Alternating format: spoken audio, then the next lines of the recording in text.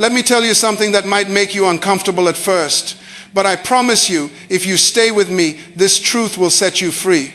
Right now, in this very moment, if you feel like everything is falling apart, if it seems like people are walking away, if opportunities you thought were solid are suddenly crumbling, if doors are closing left and right and you're standing there confused, frustrated, maybe even angry at God, I need you to hear me clearly. What feels like loss might actually be God's greatest mercy. What looks like subtraction could be divine preparation.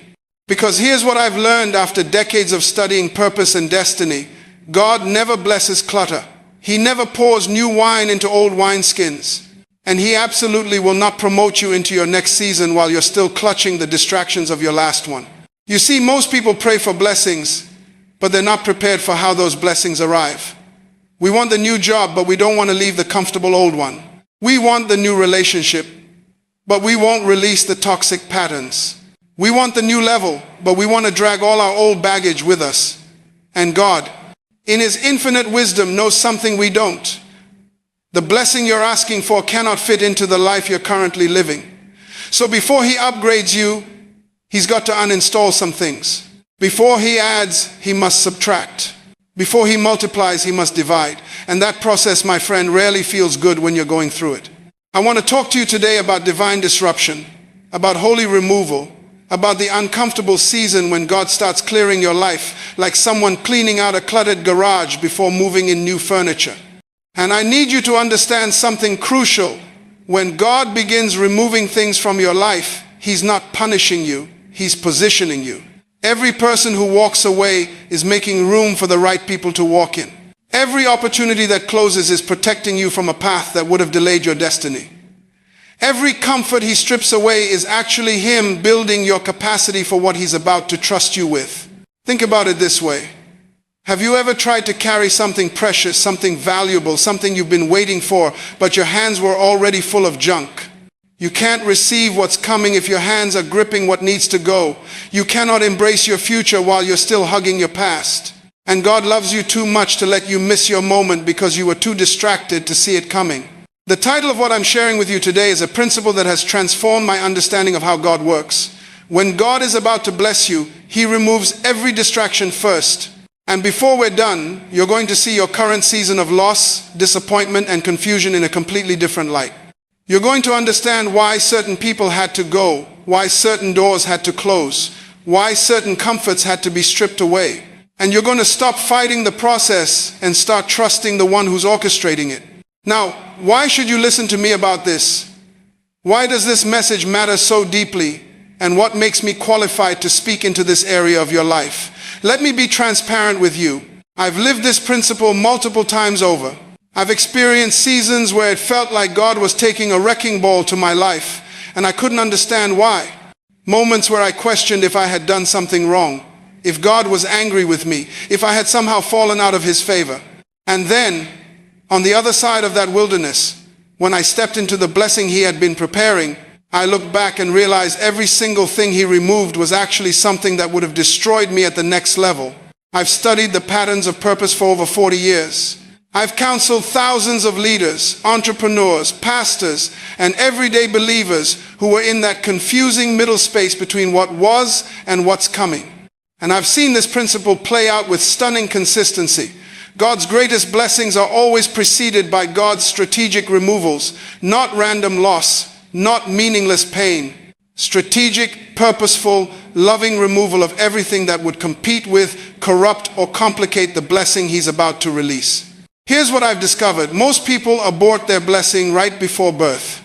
They're 9 months pregnant with destiny, experiencing the labor pains of transition, and because it's uncomfortable, because it's unfamiliar, because it looks like things are falling apart, they try to run back to Egypt. They try to resurrect what God has put to death. They try to force open doors God has deliberately closed. And in doing so, they delay or even forfeit the very breakthrough they've been praying for. I remember a specific season in my own journey where everything I had built seemed to be shaking. Relationships I thought were solid began to crack. Financial streams I had relied on began to dry up. Opportunities that seemed guaranteed suddenly evaporated. And I was confused. I was praying, fasting, seeking God, asking what I had done wrong. And in that quiet place of desperation, God spoke something to my spirit that changed everything. Myles, I'm not removing things from you, I'm removing things for you. Stop trying to save what I'm trying to kill. Stop trying to resurrect what I'm deliberately putting to death. You're about to go where those things cannot follow, and if you drag them with you, they'll destroy you. That word shook me because I realized I had been fighting against the very process that was preparing me for promotion. I had been grieving losses that were actually gains. I had been viewing God's mercy as God's punishment.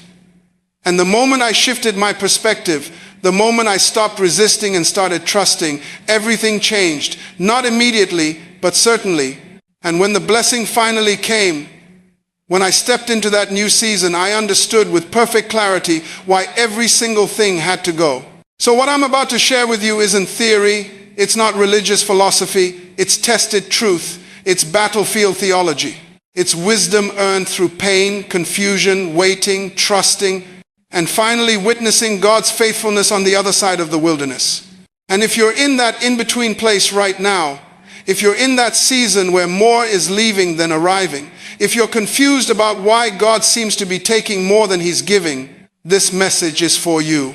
And I promise you, by the time we're finished, you'll have language for your pain, clarity for your confusion, and hope for what's coming. Let me tell you a story. Years ago, there was a young woman in our community, let's call her Sarah, who had been praying for years for a breakthrough in her career. She was talented, educated, passionate about her field, but she kept hitting ceiling after ceiling. She'd get close to promotions, then watch someone else get selected. She'd interview for dream positions, make it to the final round, and then receive the rejection email. And she was frustrated. She was doing everything right. Praying, working hard, staying faithful, but nothing was breaking open. Then something strange started happening. The job she did have, the one she was comfortable in, even though it wasn't her dream, started becoming unbearable. Her boss, who had been reasonable for years, suddenly became difficult. The culture shifted, conflicts arose, and within 6 months she found herself without a job, not because she quit, but because the environment became so toxic she had no choice but to leave. And she was devastated. She felt like God had abandoned her. Here she was, trying to do the right thing, and now she was unemployed, watching her savings dwindle, feeling like a failure. But here's what Sarah couldn't see in that moment. That old job, that comfortable position, had become her cage. She had been praying for new levels, but she was too afraid to leave the security of what she knew. God couldn't promote her because she wouldn't move. So in His mercy, He made staying more painful than leaving. He didn't push her out to punish her. He pushed her out to position her. Because 3 months into her unemployment, 3 months of forced stillness, forced reevaluation, forced dependence on God, she got a phone call. An opportunity she would have never applied for because it seemed too big, too far beyond her qualification. But someone had recommended her. And when she walked into that interview, something was different. The desperation was gone. The striving was gone. There was a confidence, a peace, a clarity she had never had before. She got the position. And it wasn't just a job. It was a calling. It was triple the salary of her old position. It was influence she had never imagined. It was purpose that made her come alive. And looking back, she said something profound. God didn't take my job from me.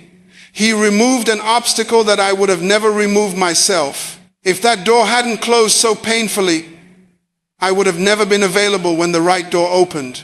You see, here's what we miss. We think God's timing is about dates on a calendar, but God's timing is about readiness. It's about preparation. It's about positioning.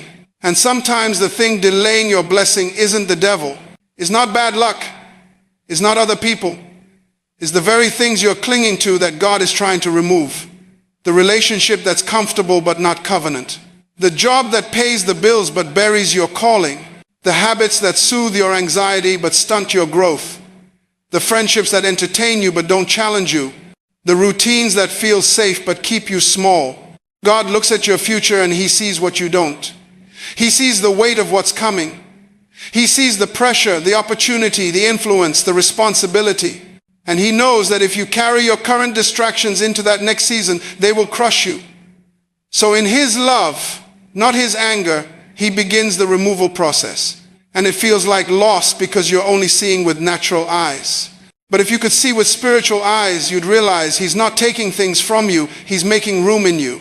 I want you to understand something about how God operates. God is not random. God is not cruel. God is not careless.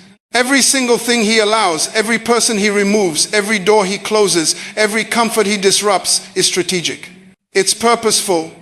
It's connected to a future he can see that you can't. And one of the biggest mistakes we make is interpreting God's preparation as God's punishment. Think about a surgeon. If you didn't understand medicine and you watched a surgeon cut into someone's body, you would think they were hurting that person. You'd see the incision, the blood, the invasion, and you'd think this is violence, this is harm. But the surgeon isn't wounding the patient. The surgeon is healing them. The cutting is necessary for the cure. The pain is purposeful, and the temporary trauma is leading to long-term wholeness. That's what God is doing when he removes things from your life. He's performing surgery, and yes, it hurts. Yes, it's uncomfortable. Yes, you might not understand it in the moment, but the cut is not meant to kill you. It's meant to cure you. Here's another way to think about it. Imagine you're about to run the most important race of your life. Everything you've been training for comes down to this one moment. And right before the race begins, your coach comes over and starts removing things from you. The heavy jacket you were wearing, the backpack on your shoulders, the weights in your pockets, the unnecessary gear that's slowing you down. Now, if you didn't trust your coach, you might resist. You might say, "But I like this jacket. I'm comfortable with this backpack. I've always carried these weights." But your coach knows something you don't. He knows that what feels familiar might cost you the race. He knows that comfort is the enemy of championship. So he strips away everything that will slow you down. Not because he doesn't love you, but precisely because he does. That's what God is doing. He's preparing you for a race, a season, a level that requires you to be unencumbered. And every distraction he removes is weight he knows you can't afford to carry. Every person who walks away is someone who would have slowed you down.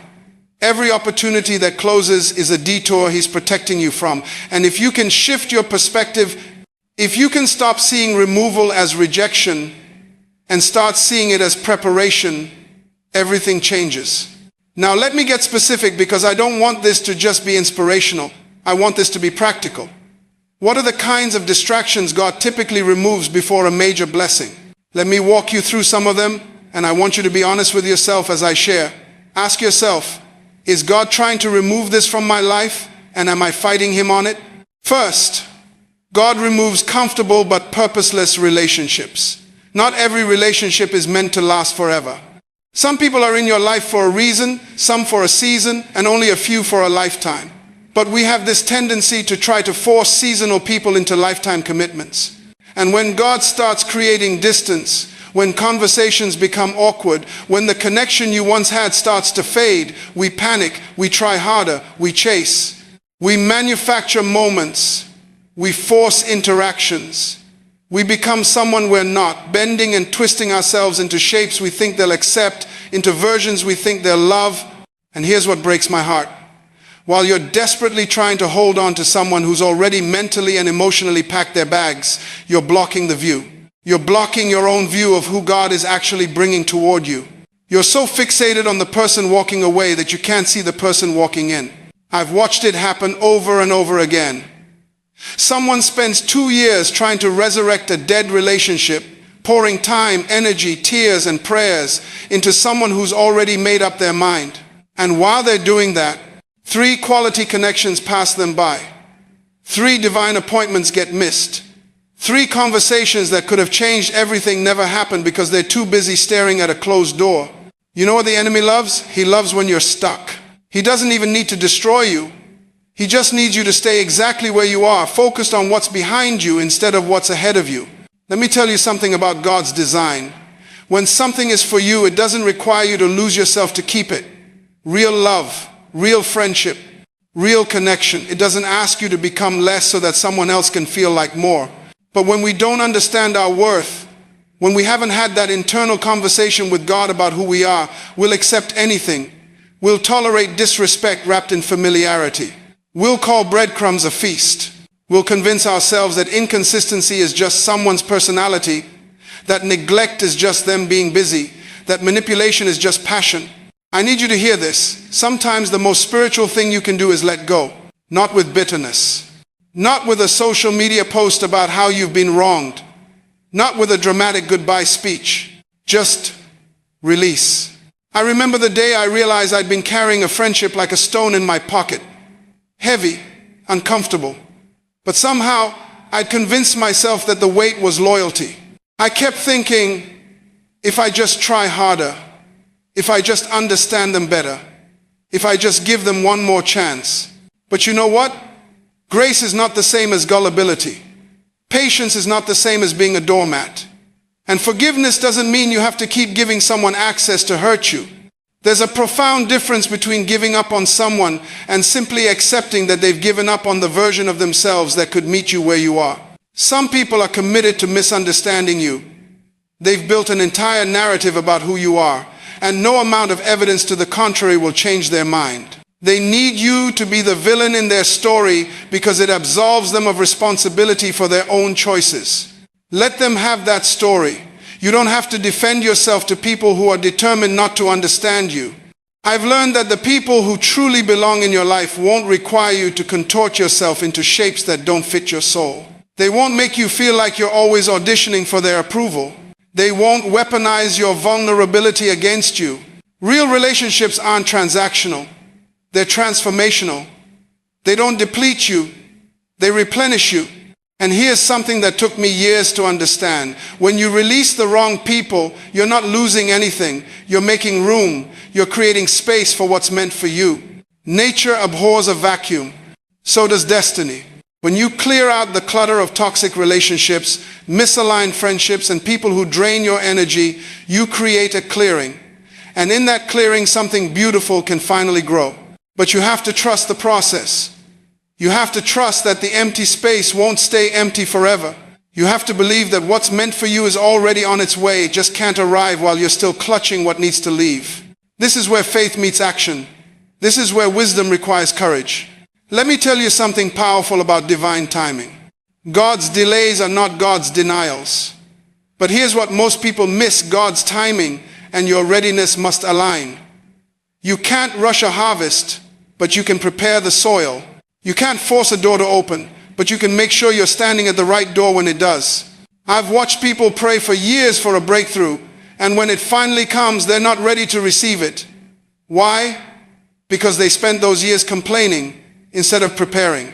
They were so focused on what they didn't have that they neglected to develop the capacity to handle what they were asking for. Think about the Israelites in the wilderness. They cried out for deliverance from Egypt, and God gave them exactly what they asked for. But then what happened? They spent 40 years wandering because they weren't mentally, emotionally, or spiritually ready for the promised land. The destination was always available. The problem was their readiness. Here's what I need you to understand. Every delay in your life is an opportunity for development. Every closed door is teaching you discernment. Every setback is building your strength. But only if you're willing to learn the lesson instead of just lamenting the loss. You see, some of you are angry at God because the relationship ended. But God is saying, I'm protecting you from a lifetime of compromise. Some of you are frustrated because the job fell through. But God is saying, I'm redirecting you toward your assignment. Some of you feel abandoned because the door closed. But God is saying, wrong building entirely. I've got something custom designed for you. The question is, are you teachable? Are you willing to let this season refine you rather than define you? Are you going to let this rejection become your curriculum or your coffin? I'm telling you, the people who win in life aren't the ones who never face closed doors. They're the ones who learn to read the writing on those doors. They're the ones who say, thank you for the clarity, and keep moving with purpose and dignity. Because here's what I've learned. Sometimes a closed door is the universe's way of protecting you from something that would have destroyed you. Sometimes that relationship you were crying over, the one that didn't work out, was actually keeping you from meeting the person who would truly value you. Sometimes that job rejection was saving you from a toxic environment that would have crushed your spirit. I remember counseling a young man who was devastated because he didn't get accepted into a particular university. He had built his entire identity around going to that school. When the rejection letter came, he felt like his life was over. But you know what happened? He ended up at a different institution where he met a professor who became his mentor, connected him to opportunities he never imagined, and ultimately launched him into a career far beyond what he originally dreamed. Years later, he told me, that closed door was the best thing that ever happened to me. See, we spend so much energy fighting against closed doors that we miss the open windows right beside us. We're so busy banging on what's locked that we don't hear opportunity knocking somewhere else. The mature person, the wise person, doesn't waste years trying to force open a door that's been sealed. They turn around, survey the landscape, and start looking for the path that's actually available. And let me tell you something else, this is important. When you finally accept that a door is closed and you move on with grace, you preserve something precious, your dignity, your energy, and your future opportunities. Because people are watching how you handle rejection. They're observing whether you become bitter or better. They're noticing whether you blame everyone else or take responsibility for your growth. Your response to rejection is actually creating your reputation. And that reputation will either open doors or close them permanently. I've seen people lose incredible opportunities not because of the initial rejection, but because of how they responded to it. They burned bridges with angry emails. They talked negatively about the organization that turned them down. They allowed bitterness to poison their spirit, and that poison seeped into every future interaction. But I've also watched people turn rejection into their greatest testimony. They maintained their dignity. They kept their integrity intact. They thanked the people who rejected them, stayed connected with grace, and guess what happened? 6 months later, a year later, those same people came back with better opportunities. Why? Because character is more impressive than credentials. How you handle disappointment reveals more about your readiness than your resume ever could. Let me tell you something that might surprise you. The people who reject you today might become your greatest advocates tomorrow. If you handle the rejection with class. I remember being turned down for a speaking engagement early in my ministry. It hurt. I wanted that platform. But instead of complaining, I sent a gracious letter thanking them for considering me and wishing them success with their event. 2 years later, that same organization not only invited me back, they made me their keynote speaker for 3 consecutive years. Your grace under pressure is being documented. Your patience during delays is being recorded. Your faithfulness when no one is watching is being noticed by someone who is always watching. And here's what rejection does when you handle it right. It purifies your motivation. It forces you to ask yourself the hard questions. Am I doing this for applause or for assignment? Am I pursuing this for recognition or for purpose? Am I in this for the spotlight or for service? Rejection strips away the superficial reasons and reveals what's really driving you. And if your why can't survive rejection, then it wasn't strong enough to sustain success anyway. I've watched people climb to incredible heights only to self-destruct the moment they arrived. And you know why? Because they never developed the character necessary to sustain what their talent achieved. Rejection builds that character. It builds patience when you want immediate results. It builds humility when pride tries to convince you that you've already arrived. It builds perseverance when quitting seems like the most logical option. It builds depth when success would have kept you shallow. Think about the strongest people you know. I guarantee you, they're not the ones who had the easiest journey. They're the ones who got knocked down repeatedly and chose to get back up. Their strength wasn't given to them. It was forged in the fire of rejection and disappointment. And that's the beautiful irony of rejection. The very thing that seems designed to break you is actually the thing that makes you unbreakable. And here's something else. Rejection teaches you that success never could. It teaches you the difference between what you want and who you need to become. Most people focus all their energy on getting what they want. They want the position, the recognition, the breakthrough, the opportunity. But rejection shifts that focus. It forces you to ask, who do I need to become to be worthy of what I'm asking for? Because sometimes God says no, not because the thing is wrong, but because you're not ready, you're not prepared. You haven't developed the capacity to steward what you're requesting. I'll tell you this plainly, your gift will take you places, your character can't keep you.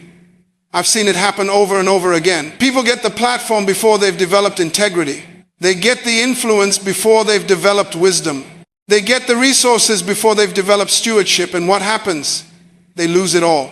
Not because they weren't talented, but because rejection never had the chance to build in them what success would require from them.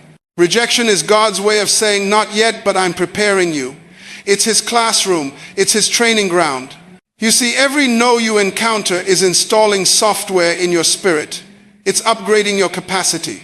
It's expanding your patience, your perseverance, your faith. The rejection you're facing today is building the emotional infrastructure you'll need tomorrow when the weight of your purpose finally arrives. Think about it like this. A weightlifter doesn't complain about the weight.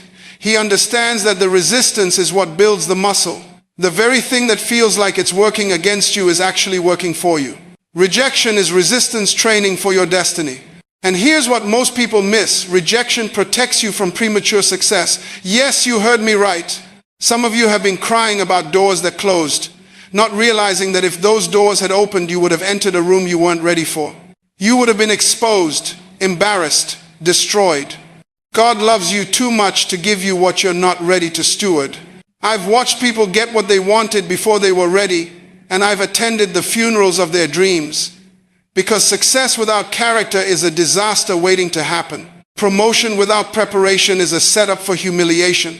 Rejection is God's mercy in disguise, keeping you from entering arenas where you'd be eaten alive. Now, let me take you deeper. Rejection doesn't just build character, it clarifies purpose. When everyone says no, you're forced to hear God's yes more clearly. When human approval is removed, divine approval becomes louder. See, as long as people are applauding you, you can survive on their praise.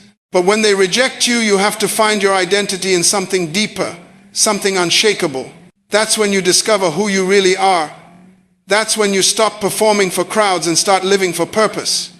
Rejection strips away the false validation and reveals what's real. It burns away the superficial and leaves only what's authentic. I want you to understand something profound. The people who rejected you were never your source. They were just exposing that you were looking in the wrong direction. God was redirecting your gaze. He was saying, stop looking to them, look to me. Stop seeking their approval, seek my assignment. And when you seek His assignment, something shifts in your atmosphere. You're no longer competing, you're creating. You're no longer comparing, you're completing. You understand that your race isn't against anyone else, it's against the clock of your purpose. You see, comparison is the graveyard of destiny. Every moment you spend measuring yourself against someone else's journey is a moment stolen from your own development. God didn't create you to be a better version of someone else. He created you to be the only version of you that will ever exist. I've watched people waste decades trying to duplicate someone else's anointing. They copy the mannerisms, mimic the style, imitate the delivery, and they wonder why there's no power. Because God doesn't anoint imitation, He anoints originality. He doesn't bless duplication, He blesses authenticity. When David went to fight Goliath, Saul tried to dress him in his armor. It didn't fit. Not because it was bad armor, it won battles for Saul. But it wasn't David's assignment to be Saul. His assignment was to be David with a slingshot, with 5 stones, with a shepherd's heart and a warrior's faith. Your authenticity is your authority. The moment you try to be someone else, you surrender the one advantage you have being you. Nobody can out-you you. They can outperform you in their lane, but they can't touch you in yours. And here's what the enemy doesn't want you to know. Your lane is wider than you think. Your assignment has dimensions you haven't explored. God didn't give you a narrow path, He gave you a territory. But you'll never possess your territory if you're camping in someone else's. Stop waiting for permission from people who don't understand your assignment. Stop seeking validation from voices that were never meant to affirm you. The Creator who designed you already validated you. He signed off on you before the foundation of the world. Your need for their approval is actually insulting to God. You're asking mortals to confirm what the immortal already established. You're seeking human endorsement for a divine assignment. It's like asking a child to grade a PhD dissertation they're not qualified to assess what they can't comprehend. Think about what God said to Jeremiah. Before I formed you in the womb, I knew you. Before you were born, I set you apart. That means your purpose existed before your critics were born. Your assignment was established before their opinions were formed. Their rejection doesn't invalidate what God already validated in eternity. This is why you must stop campaigning for approval. When you know who called you, you stop asking permission from those who didn't. When you understand your assignment came from headquarters, you stop seeking authorization from the local office. The branch doesn't validate the head office validates the branch. I've watched talented people abort their destinies waiting for consensus. They had the vision, they had the passion, they had the divine instruction, but they needed everyone to agree first. So they held committee meetings with their critics. They sent their dreams out for peer review to people who were asleep. They asked permission from people who were themselves imprisoned by fear and limitation. Let me tell you something powerful. Noah didn't take a poll before building the ark. Can you imagine if he had? Excuse me, neighbors, I'm planning to build a massive boat in the desert because God told me there's a flood coming. Can I get a show of hands who thinks this is a good idea? He would have gotten 0 votes. The entire community would have declared him insane.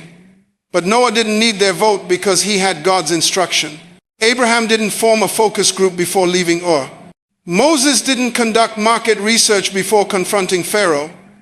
David didn't ask Saul's permission to fight Goliath. In fact, Saul tried to dress him in armor that didn't fit.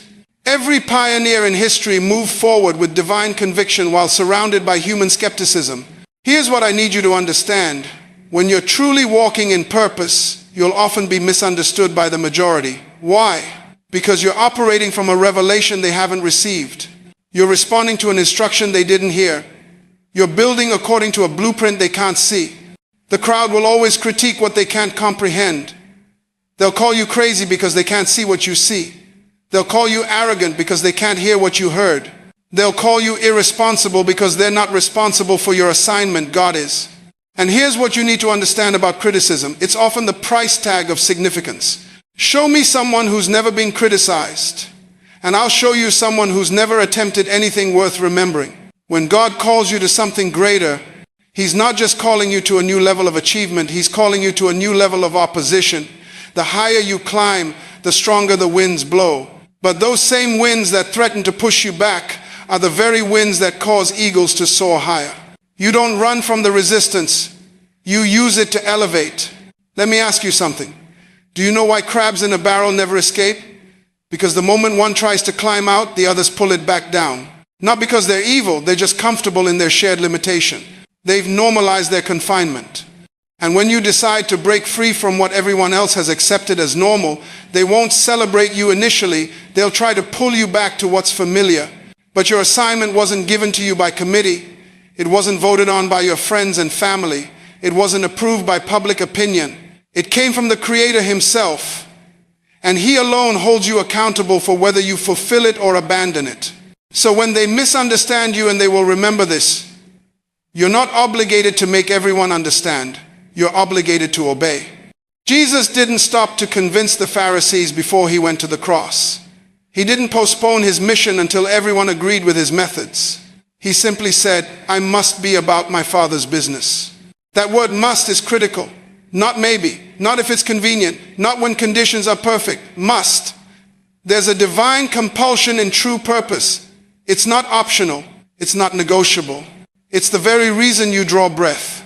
And when you understand that level of assignment, criticism becomes background noise. It doesn't disappear, but it loses its power to derail you. Because you're not working for applause anymore, you're working for approval from the one who commissioned you. Let me tell you what happens when you shift your focus from critics to calling. Something profound takes place in your spirit. You begin to operate with what I call divine audacity. This isn't arrogance, it's the confident assurance that comes from knowing you're where you're supposed to be, doing what you're supposed to do. I've watched people transform when they make this shift. I remember a young woman who came to one of my conferences, paralyzed by fear of what others would say about her business idea. She had a vision to create educational resources for underserved communities, but her family kept telling her she was wasting her degree, that she should get a real job. The criticism had her frozen in place, but then something clicked. She realized that the very children she was called to serve didn't have the luxury of her waiting until everyone approved. Their need was immediate. Her assignment was urgent. And suddenly, her family's opinions, while perhaps well-intentioned, became irrelevant to her decision-making process. She moved forward. Today, her organization serves thousands of children across 3 countries. You see, when you really understand your assignment, you develop what I call selective hearing. Not in a disrespectful way, but in a focused way. You learn to distinguish between noise and signal, between distraction and direction, between opinions and instructions from your source. Here's what I want you to understand. The people criticizing you are often living far below their own potential. Hurt people hurt people. Unfulfilled people try to unfulfill others. When someone is fully engaged in their own purpose, fully alive in their own assignment, they don't have time or energy to tear down what you're building. They're too busy building their own thing. So when criticism comes, and it will ask yourself this question: is this person speaking from a place of fulfilled purpose or frustrated potential? That question will help you discern what deserves your attention and what deserves your prayers. Because sometimes the most critical voices aren't your enemies, they're wounded warriors who never found their own battlefield. And here's what I've learned about those wounded warriors. Hurt people, but healed people heal people. The criticism you receive often has nothing to do with you and everything to do with the unhealed places in someone else's heart. I've watched people criticize ministries they've never built, marriages they've never sustained, and journeys they've never taken. It's easy to be a critic from the cheap seats. It costs nothing to tear down what someone else is building. But to actually step into the arena, to risk failure, rejection, and public scrutiny while pursuing what God put in your heart, that takes courage most people will never understand. Let me tell you something that will shift your perspective completely. The people who criticize your movement are often the same people who won't start their own. They'll tell you what you're doing wrong, but they won't show you what right looks like. They'll point out every flaw in your execution, but they'll never execute anything themselves. And you know what? That's okay. Because their criticism is often a mirror reflecting their own unfulfilled assignments back at them. When someone attacks your calling, they're usually wrestling with their own. When they diminish your dream, they're often mourning the death of theirs. I want you to develop what I call selective hearing. Not ignorance that's dangerous, not arrogance that's foolish, but the wisdom to know which voices deserve access to your inner circle and which ones need to stay at the periphery. Every voice that speaks into your life doesn't deserve the same weight. Your spouse's counsel? That carries weight. Your mentor who's walked the path before you? That carries weight. Your accountability partners who know your heart and your history? That carries weight. But the stranger on social media who's never met you, never prayed for you, never invested in you? That voice doesn't get the same access. Guard your ear gate like you guard your front door. Because what you consistently hear, you will eventually believe. And what you believe will determine where you arrive. Let me take you to a powerful moment in Scripture. Numbers chapter 13. God has brought the children of Israel to the edge of their promise. The land is right there. Everything they've been waiting for, everything God promised Abraham, it's within reach. Moses sends 12 spies to scout the land. 12 men. Same assignment, same land, same obstacles, same opportunities. They all came back and reported facts. Yes, the land flows with milk and honey. Yes, the cities are fortified. Yes, there are giants. Facts. Every single one of them saw the same thing, but 10 of them added an interpretation to those facts. We are like grasshoppers in our own sight, and so we were in their sight. Notice what they said. They didn't say the giants called them grasshoppers. They said, we are grasshoppers in our own sight. Their self-talk created their reality before the battle even started. They internalized an identity of smallness, and then they projected that identity onto their enemies. And so we were in their sight. But Joshua and Caleb, same facts, different narrative. We are well able to overcome it. Same giants, different story. And here's what most people miss. The majority died in the wilderness. 10 spies influenced an entire generation to forfeit their promise because of one report. One narrative repeated enough times became a national belief system. The narrative you repeat about your life will either lead you into your promise or lock you in a wilderness. And here's what breaks my heart. Most people are closer to their breakthrough than they realize, but the narrative they're repeating is convincing them to turn back. I'm not talking about denying reality. I'm talking about interpreting reality through the lens of possibility rather than limitation. The facts don't change, but the story you tell about those facts will determine your future. You want to know why some people with fewer resources go further? Better narrative. They don't tell themselves better lies. They tell themselves better truths. See, a poor narrative isn't always negative. Sometimes it's just small. Sometimes it's just passive. Things happen. Life is hard. That's just how it is. That narrative keeps you floating, but it never lets you fly. The person with a kingdom narrative says, this happened for something, not just to me. That shift right there, that's the difference between a victim and a victor. And I need you to hear me clearly. You can be hurt without being helpless. You can be wounded without being worthless. Your pain is real, but it doesn't get to write the final chapter. I'm talking to somebody right now who's been carrying a script somebody else wrote for you. A parent who said you'd never amount to anything. A teacher who overlooked you. A system that marginalized you. A relationship that diminished you. And you've been reading their lines for so long, you forgot you can write your own. But here's what I want you to understand about narratives. They have power because they have direction. A narrative isn't just what happened, it's where it's going. It's not just the plot points, it's the plot arc. And right now, you get to decide, is this story headed toward redemption or resignation, toward breakthrough or bitterness? I've watched people take the exact same circumstances and write completely different stories. One person loses a job and says, I'm unemployable. Another says, I'm between assignments. Same facts, different narrative. And 3 months later, one is still on the couch and the other has started a business. Your narrative determines your energy. It determines your creativity. It determines who you call, what you try, how long you persist. Because if your story is, I'm stuck, you won't look for doors. But if your story is, I'm in transition, suddenly you're scanning the environment for opportunity. Let me tell you something about the people who built movements, who changed industries, who transformed nations. They mastered the art of narrative reframe.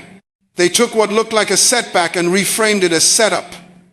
They took what looked like a dead end and called it a detour with a purpose. Joseph didn't just survive the pit and the prison. He rewrote the story while he was still in chains. How do I know? Because when he finally stood before his brothers, he didn't say, you ruined my life. He said, you meant it for evil, but God meant it for good. That's narrative mastery. Joseph didn't wait for vindication to believe the new story. He believed it in the pit. He believed it in Potiphar's house. He believed it in the prison. That's why when the moment came, he was ready. Not bitter, not broken, ready. You see, most people are waiting for their circumstances to change before they change their narrative. But that's backwards. You change your narrative and your circumstances will follow. Your story creates your reality, not the other way around. Let me say that again because it's crucial. Your story creates your reality. If you keep telling yourself, I'm unlucky, you will find evidence everywhere. If you keep saying, nothing ever works out for me, you will unconsciously sabotage the things that could work out. Your brain is designed to prove your story right. It will filter reality through the lens of whatever narrative you've accepted. This is why two people can go through the exact same event and come out with completely different lives. Same divorce. One person says, I'll never trust again. The other says, I'm learning what I really need. Same layoff. One says, I'm worthless. The other says, this is my launch pad. Different stories, different destinies. Now here's where it gets even more powerful. When you change your story, you don't just change your future, you change your past. I know that sounds impossible, but stay with me. You can't change what happened, but you can absolutely change what it means. And meaning is everything. That betrayal that broke you, it can become the thing that taught you discernment. That failure that shamed you, it can become your greatest teacher. That loss that devastated you, it can become the catalyst for your reinvention. The facts don't change, but the story, the meaning, the narrative arc, that's entirely in your hands. And here's what I want you to understand. Your past is not a prison unless you treat it like one. It's a library. It's a resource center. It's a vault of wisdom that no one else has access to in quite the same way. Think about the most painful chapter of your life, the relationship that broke you, the business that failed, the diagnosis that terrified you, the betrayal that left you hollow. Now ask yourself, what did that season teach you that success never could have? What muscle did that struggle build that comfort would have left atrophied? I've sat with CEOs who told me their bankruptcies taught them more about leadership than their MBA programs. I've counseled parents whose rebellious children forced them to confront their own unresolved issues. I've watched artists create their most profound work in the aftermath of devastating loss. Your pain has authority. Your scars have credibility.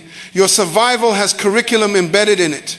But, and this is crucial, you have to mine it. You have to excavate the lessons. You have to sit with the discomfort long enough to extract the gold. Most people run from their past or ruminate on it. Neither approach serves you. Running means you never learn. Ruminating means you never leave. The third option is to process it, to journal through it, to speak it out loud with trusted people, to ask yourself, what was I supposed to learn here? How did this shape my values? What boundaries do I need now because of what happened then? Who do I want to become in light of what I've experienced? This is the sacred work of reframing.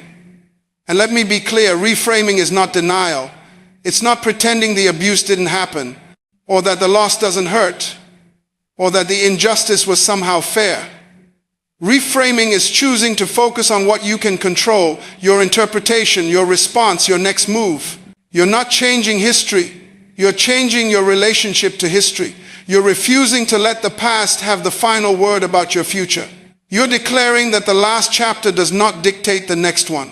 I remember a woman who came to one of my seminars. She had been through unspeakable trauma, childhood abuse, addiction, homelessness. She stood up during the Q&A and said something I'll never forget. I'm not grateful for what happened to me, but I'm grateful for who I became because I refused to let it define me. That right there. That's the difference. That's the pivot point. You see, what people often misunderstand is that transformation isn't about changing your circumstances first. It's about changing your interpretation of your circumstances. When you shift your perspective, you shift your reality. I learned this from my grandfather. He used to say, Myles, two men can look through the same prison bars. One sees mud, the other sees stars. Same bars, same confinement, different focus, different future. The person who remains bitter is focused on the bars. The person who becomes better is focused on the stars. And here's what's fascinating. Your focus literally rewires your brain. Neuroscience has proven this. What you consistently think about creates neural pathways that become your default mode of thinking. Bitterness creates bitterness pathways. Gratitude creates gratitude pathways. You're literally building the architecture of your future mental state with every thought you think today. So when you're going through something painful, you have a choice in that moment. You can rehearse the hurt, replay the offense, relive the trauma, and every time you do, you're strengthening those neural connections. You're making bitterness your home address. Or you can intentionally redirect your focus to what you can learn, how you can grow, who you can help because of what you've been through. That's not denial. That's not toxic positivity. That's strategic thinking. That's wisdom. I want to be clear about something because I know some of you are thinking, but Dr. Munroe, you don't understand what happened to me.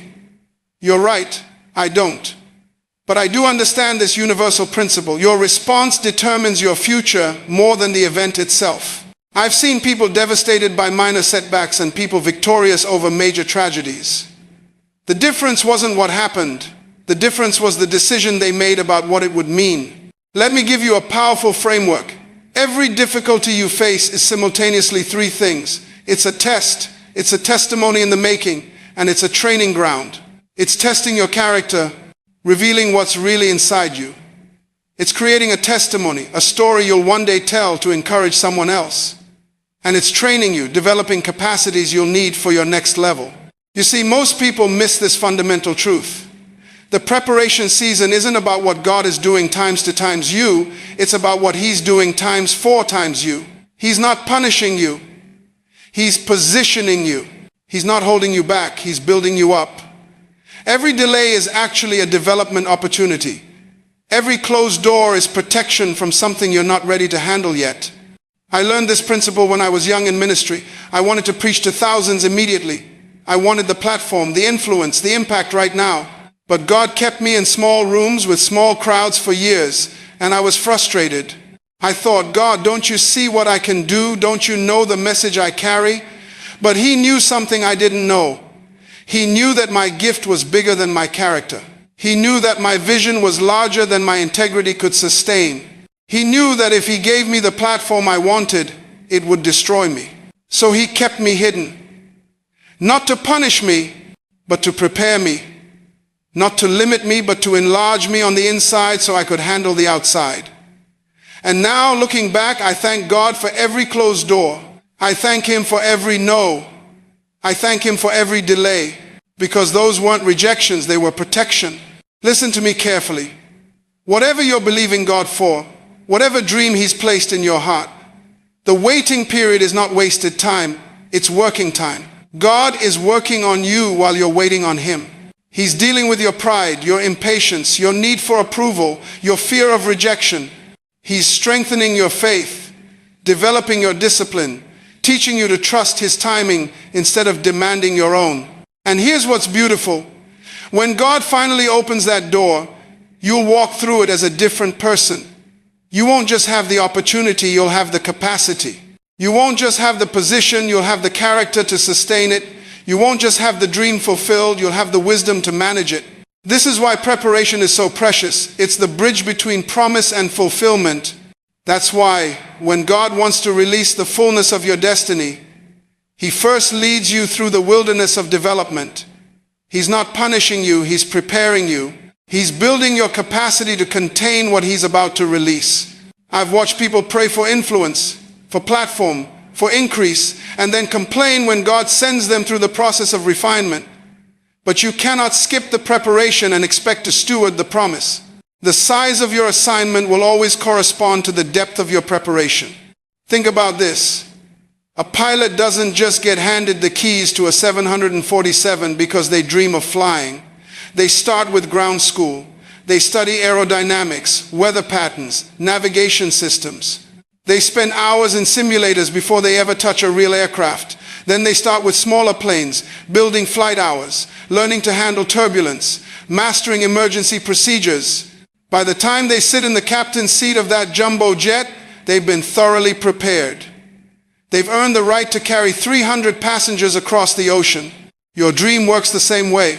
God is building your flight hours. He's teaching you to navigate storms, to stay steady when everything around you is shaking, to make critical decisions under pressure. And when your preparation is complete, he will release you into the fullness of what he's promised. But here's what breaks my heart. I've seen too many people abort the process. They get tired of the training. They get frustrated with the delay. They look around and see others who seem to have skipped the struggle, and they become bitter. They start cutting corners, seeking shortcuts, trying to force doors open that God hasn't released yet. And what happens? They get the opportunity before they have the capacity. They get the platform before they have the character. They get the increase before they have the wisdom to manage it, and it destroys them. You see it all the time, people who rise too fast and fall even faster. Not because the dream was wrong, but because the preparation was incomplete. They had the gift, but not the maturity. They had the talent, but not the discipline. They had the opportunity, but not the readiness. This is why you must embrace the process with gratitude, not resentment. Every delay is developing you. Every test is training you. Every closed door is protecting you from something you're not yet ready to handle. And I want you to understand something profound. Asterisk, asterisk. The waiting period is never wasted if you're working while you're waiting. Asterisk, asterisk. You see, there's a difference between waiting passively and waiting actively. Passive waiting says, I'll just sit here until my breakthrough comes.